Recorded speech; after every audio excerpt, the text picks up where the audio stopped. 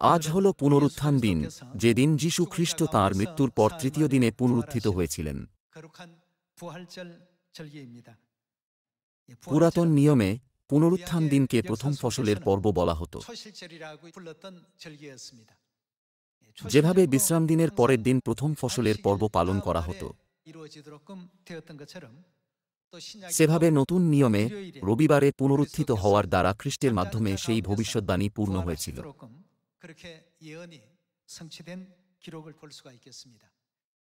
আজ আসুন আমরা উপদেশের এই শিরোনামের দ্বারা ঈশ্বরের বাক্য অধ্যয়ন করি, পুরাতন নিয়মের প্রথম ফসলের পর্ব এবং পুনরুত্থানের দিন।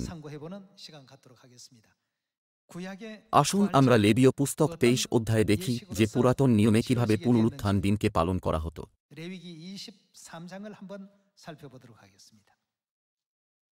আসুন লেবীয় পুস্তক 23 অধ্যায়ে 1 পদ দেখি।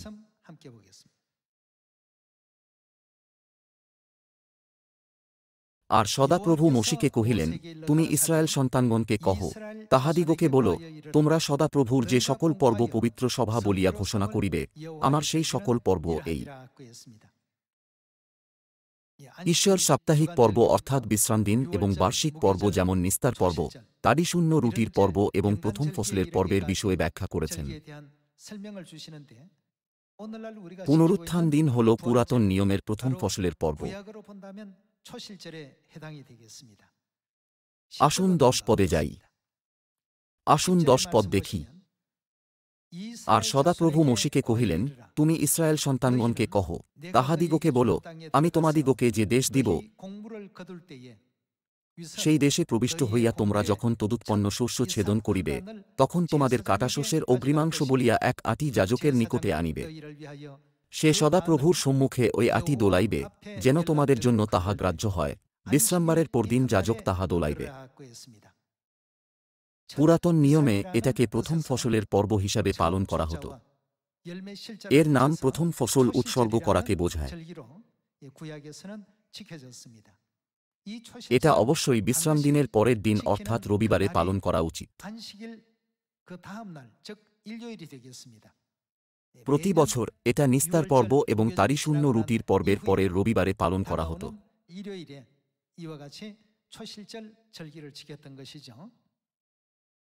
আসুন 11 পদ আবার দেখি। সে সদাপ্রভুর সম্মুখে ওই আটি দোলাইবে, যেন তোমাদের জন্য তাহা গ্রাহ্য হয়। বিশ্রামবারের পরদিন যাজক তাহা দোলাইবে। আর যেদিন তোমরা ওই আটি দোলাইবে, সেদিন সদাপ্রভুর উদ্দেশ্যে হোমার্থে এক বর্ষীয় নির্দোষ এক মেষশাবক উৎসর্গ করিবে। তাহার ভক্ষ নৈবেদ্য 1 ওইফার 2 দশমাংশ তৈল মিশ্রিত সূক্ষ্ম সুজি, তাহা সদাপ্রভুর উদ্দেশ্যে সৌরভার্থক অগ্নিকৃত উপহার হইবে, ও তাহার পেয়ে নৈবেদ্য 1 হিন দ্রাক্ষারসের চতুর্থাংশ হইবে। আর তোমরা যাবৎ আপন ঈশ্বরের উদ্দেশ্যে এই উপহার না আনো, সেই দিন পর্যন্ত রুটি কি ভাজা শস্য কি তাজা শীষ ভোজন করিবে না। তোমাদের সকল নিবাসে ইহা পুরুষানুক্রমে পালনীয় সকল চিরস্থায়ী বিধি। পুনরুত্থান দিন যা আমরা নতুন নিয়মে পালন করি, সেটাই হল প্রথম ফসলের পর্ব। এটা নিস্তার পর্ব এবং তাড়িশূন্য রুটির পর্বের পর পালন করা হয়। প্রথম শস্যের এক আঁটি দোলনীয় নৈবেদ্য হিসাবে ঈশ্বরের কাছে উৎসর্গ করা হতো। প্রথম শস্য ঈশ্বরের কাছে উৎসর্গ করা হতো। আসুন আমরা যাত্রা পুস্তক 14 অধ্যায় 21 পদের দ্বারা এর উৎপত্তির বিষয়ে দেখি।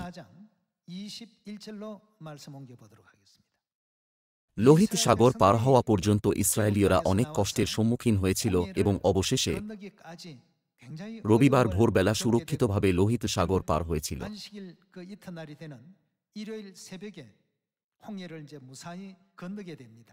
আর মিশরীয় সেনারা জলে ডুবে মারা গিয়েছিল।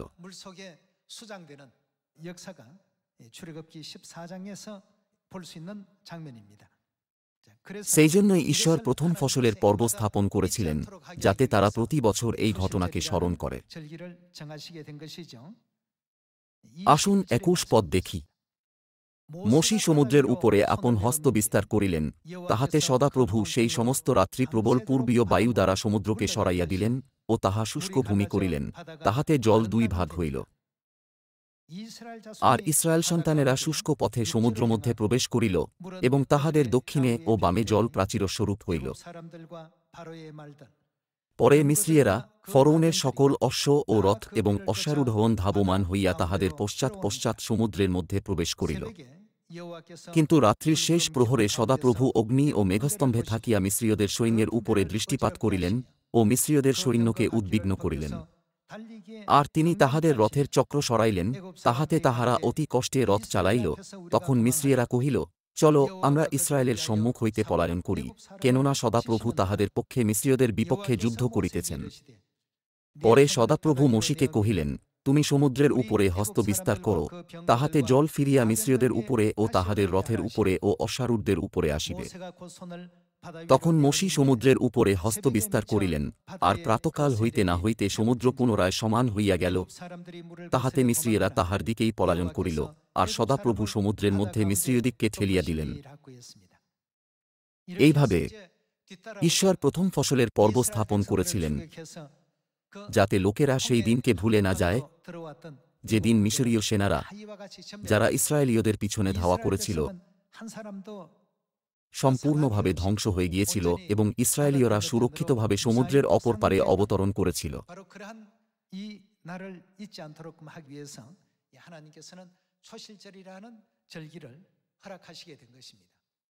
আমরা বুঝতে পারি যে এই ঘটনা হল একটি ভবিষ্যদ্বাণীগত ইতিহাস, যা দেখায় যে নতুন নিয়মে কিভাবে যীশু খ্রিস্ট কবরে প্রবেশ করবেন এবং পুনরুত্থিত হবেন।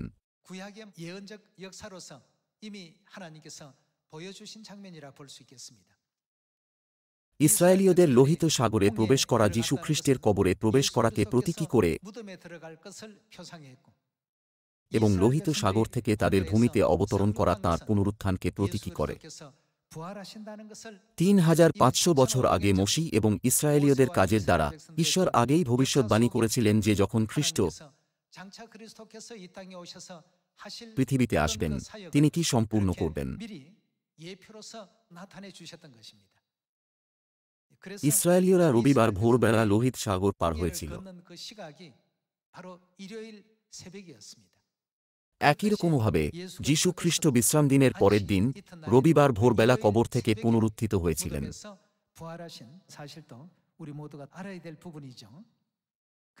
আসুন লুক ২৪ অধ্যায় দ্বারা তাঁর পুনরুত্থানের বিষয়ে নিশ্চিত করি। লুক ২৪ অধ্যায়।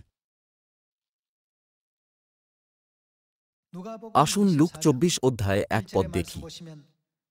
কিন্তু সপ্তাহের প্রথম দিন অতি প্রত্যুষে তাঁহারা কবরের নিকটে আসিলেন, যে সুগন্ধি দ্রব্য প্রস্তুত করিয়াছিলেন তাহা লইয়া আসিলেন, আর দেখিলেন কবর হইতে প্রস্তরখানা সরানো গিয়াছে, কিন্তু ভিতরে গিয়া প্রভু যীশুর দেহ দেখিতে পাইলেন না। তাঁহারা এই বিষয় ভাবিতেছেন, এমন সময়ে দেখো উজ্জ্বল বস্ত্র পরিহিত দুই পুরুষ তাঁহাদের নিকটে দাঁড়াইলেন। তখন তাঁহারা ভীত হইয়া ভূমির দিকে মুখ নত করিলে সেই দুই ব্যক্তি তাঁহাদিগকে কহিলেন, মৃতদের মধ্যে জীবিতের অন্বেষণ কেন করিতেছ? তিনি এখানে নাই, কিন্তু উঠিয়াছেন। গালিলে থাকিতে থাকিতেই তিনি তোমাদিগকে যাহা বলিয়াছিলেন তাহা স্মরণ কর।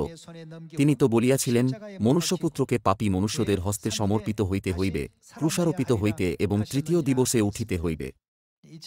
এভাবে যীশু বাইবেলের সমস্ত ভবিষ্যদ্বাণী পূর্ণ করেছিলেন। যেভাবে ইসরায়েলীয়রা রবিবার ভোরবেলা সুরক্ষিতভাবে লোহিত সাগর পার হয়েছিল, সেভাবে যীশু খ্রিস্ট একই দিনে ভোরবেলা কবর থেকে উত্থাপিত হয়েছিলেন।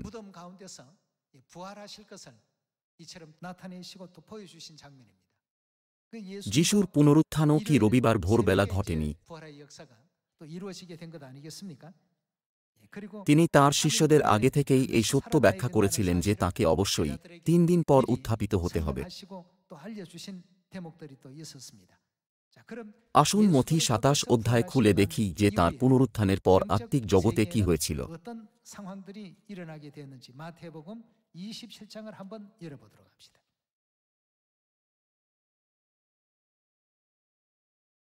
আসুন মথি ২৭ অধ্যায় ৫০ পদ দেখি।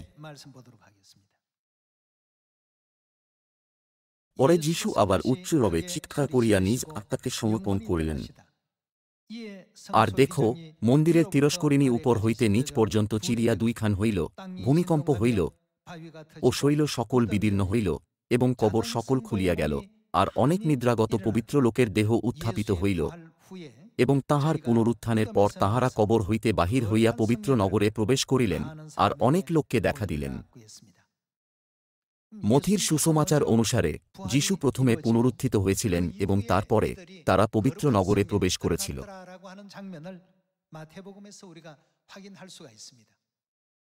এর কারণ পুরাতন নিয়মে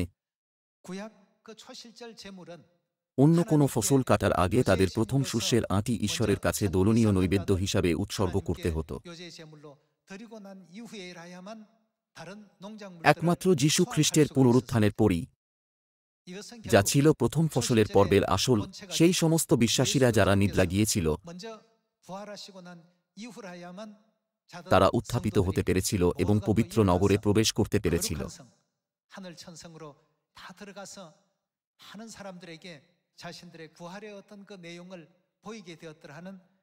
এটা প্রথম ফসলের পর্বের বিধির সাথে সংযুক্ত আছে।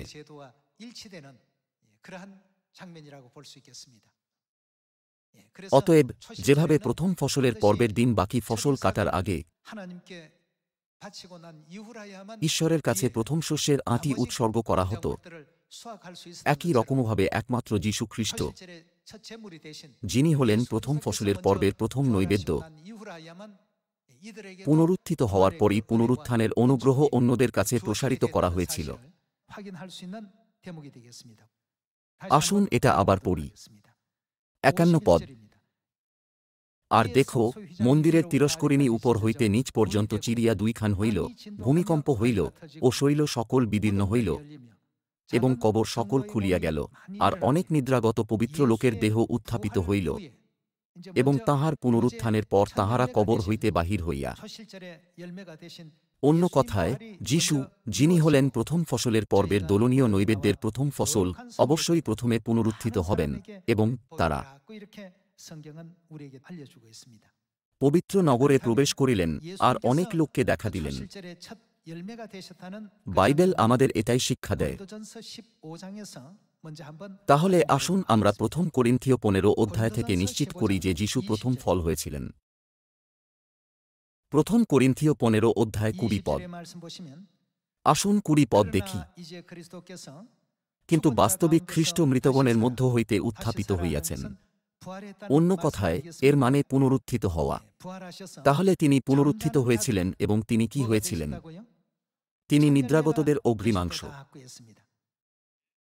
যখন খ্রিস্ট প্রথম ফসল হয়ে প্রথম ফসলের পর্বের ভবিষ্যদ্বাণী পূর্ণ করেছিলেন, তখন অনেক লোকেরা তাঁর পুনরুত্থানে অংশগ্রহণ করতে পেরেছিল, যেমন আমরা মথি 27 অধ্যায়ে দেখতে পাই।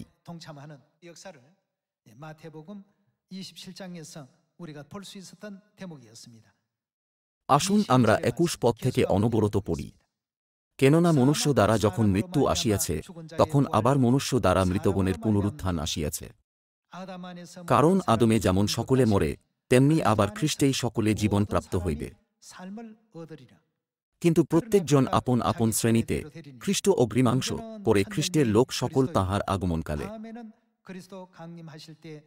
তৎপরে পরিণাম হইবে, তখন তিনি সমস্ত আধিপত্য এবং সমস্ত কর্তৃত্ব ও পরাক্রম লোপ করিলে পর পিতা ঈশ্বরের হস্তে রাজ্য সমর্পণ করিবেন। বাইবেল আমাদের এটাই শিক্ষা দেয়। খ্রিস্ট প্রথম ফসল হয়েছিলেন। প্রথম ফসল শব্দটি প্রথম এবং ফসল এর শব্দের সমন্বয়ে গঠিত। অতএব আমরা নিশ্চিত করতে পারি যে খ্রিস্ট প্রথম ফসলের পর্বের ভবিষ্যদ্বাণী এবং নিস্তার পর্বের মেষশাবকের ভবিষ্যদ্বাণী পূর্ণ করে সমস্ত পর্বের আসল হয়েছিলেন।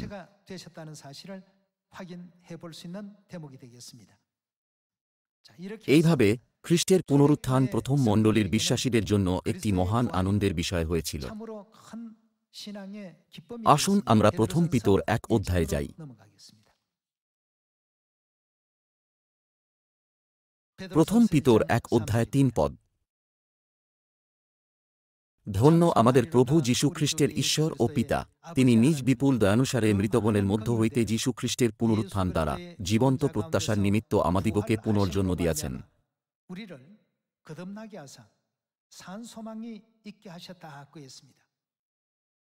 অতএব যদিও প্রথম মণ্ডলী রোমান লোকেদের দ্বারা অত্যাচারিত হয়েছিল, তবুও বিশ্বাসীরা পরাজয় স্বীকার করেনি। তাদের অত্যাচারকে ভয় না পাওয়ার কারণগুলির মধ্যে একটা কি ছিল?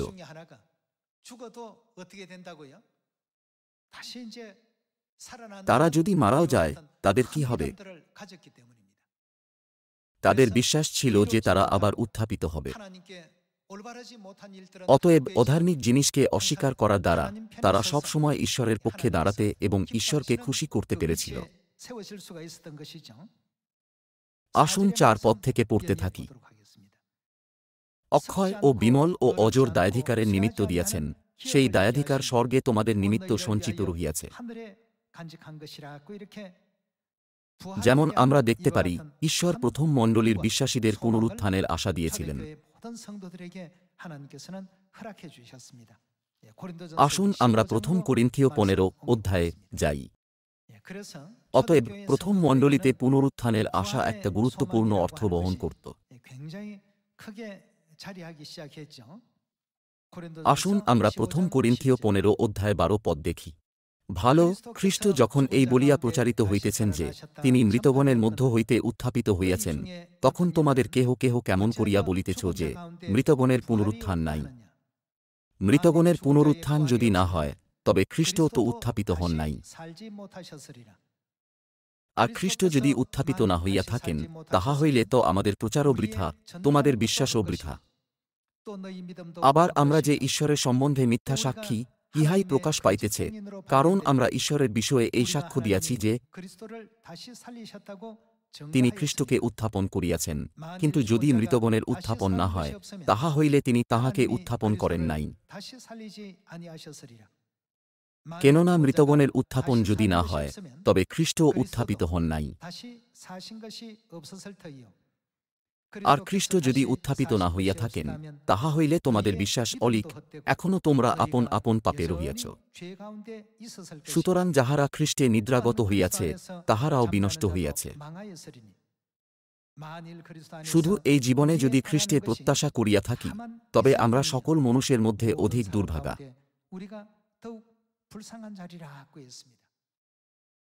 প্রথম করিন্থীয় 15 অধ্যায় কি জোরের সাথে সাক্ষ্য দেয় না যে পুনরুত্থান অবশ্যই আছে?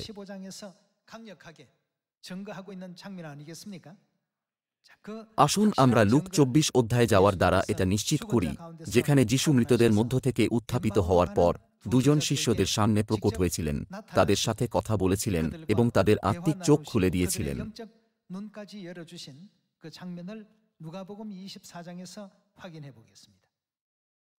লুক 24 অধ্যায় 13 পদ। আর দেখো, সেই দিন, এটা হল সেই দিন যেদিন যিশু পুনরুত্থিত হয়েছিলেন। তাহাদের 2 জন জেরুসালেম হইতে 4 ক্রোশ দূরবর্তী ইম্মায়ু নামক গ্রামে যাইতেছিলেন, এবং তাহারা ওই সকল ঘটনার বিষয়ে পরস্পর কথোপকথন করিতেছিলেন। তাহারা কথোপকথন ও পরস্পর জিজ্ঞাসাবাদ করিতেছেন, এমন সময় যিশু আপনি নিকটে আসিয়া তাহাদের সঙ্গে সঙ্গে গমন করিতে লাগিলেন, কিন্তু তাহাদের চক্ষু রুদ্ধ হইয়াছিল, তাই তাহাকে চিনিতে পারিলেন না। তিনি তাহাদিগকে কহিলেন, তোমরা চলিতে চলিতে পরস্পর যে সকল কথা বলাবলি করিতেছ, সে সকল কি? তাহারা বিষণ্ণভাবে দাঁড়াইয়া রহিলেন।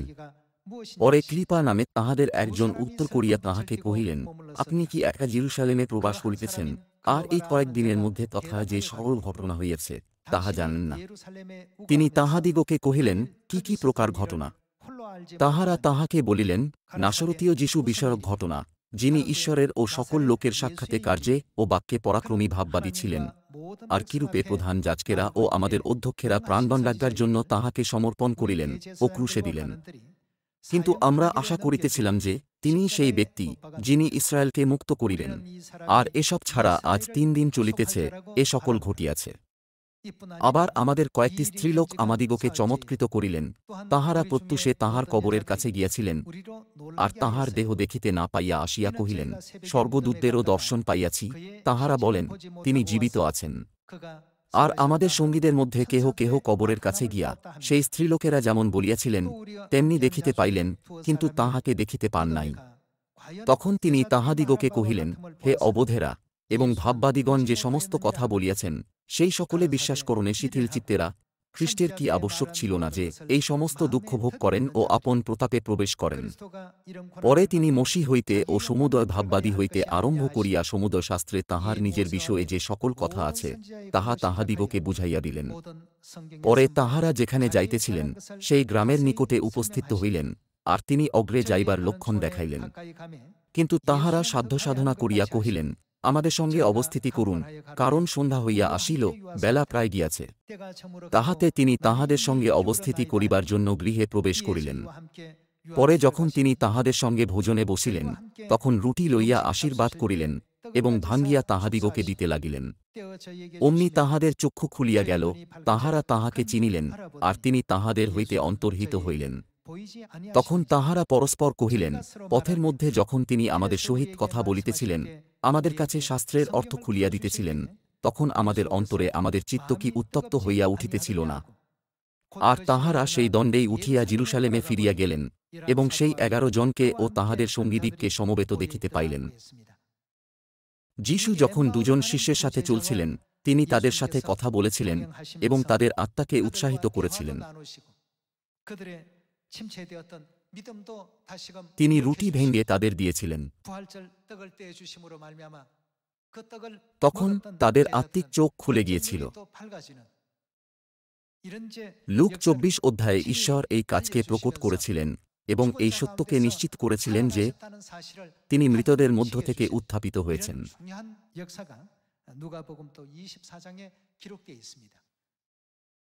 যেহেতু খ্রিস্ট পুনরুত্থিত হয়েছিলেন, আমাদের কি বিশ্বাস করা উচিত নয় যে যারা খ্রিস্টে মারা গেছে তারাও শেষ দিনে পুনরুত্থিত হবে? প্রথম থিসলনিকীয়র পুস্তক আমাদের স্মরণ করায় যে এমন লোকেরাও আছে যারা জীবিত থাকবে এবং খ্রিস্টের সাথে মিলিত হওয়ার জন্য রূপান্তরিত হবে।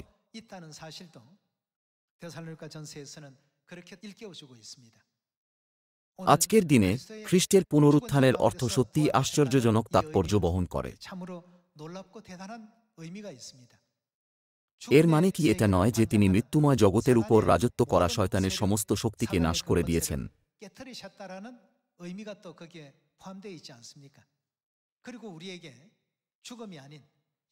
তাছাড়াও পুনরুত্থানের মধ্যে আমরা মৃত্যুর নয়, কিন্তু অনন্ত জীবনের পথও খুঁজে পেতে পারি।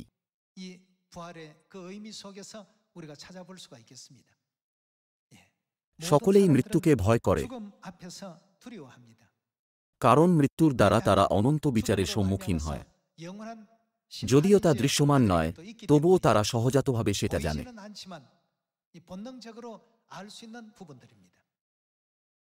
যেহেতু ঈশ্বর আমাদের মধ্যে এই বিশ্বাসকে স্থাপন করেছেন যে মৃত্যুর পরেও খ্রিস্টানরা উত্থাপিত হবে, তাই আমাদের জীবনের পুনরুত্থানে অংশ নেওয়া উচিত, যাতে খ্রিস্টের দিনে আমরা পিতা ও মাতার সাথে অনন্ত স্বর্গরাজ্যে অনন্ত জীবন ও আশীর্বাদ উপভোগ করতে পারি।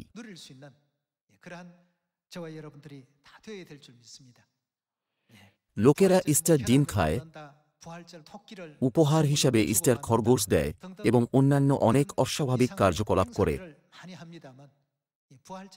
কিন্তু পুনরুত্থান দিন হল পুনরুত্থানের রুটি খাওয়ার দিন। অতএব যেভাবে খ্রিস্ট 2000 বছর আগে পুনরুত্থানের দিনে রুটি ভাঙ্গার দ্বারা উদাহরণ স্থাপন করেছিলেন এবং তাঁর শিষ্যদের চোখ খুলে দিয়েছিলেন, আজ সিজনেও আমরা পুনরুত্থানের রুটি ভাঙ্গি।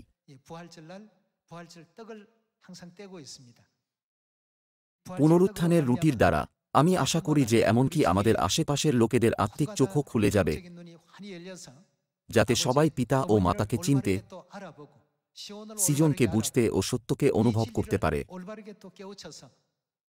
এবং এইভাবে অনন্ত স্বর্গরাজ্যে প্রবেশ করতে পারে।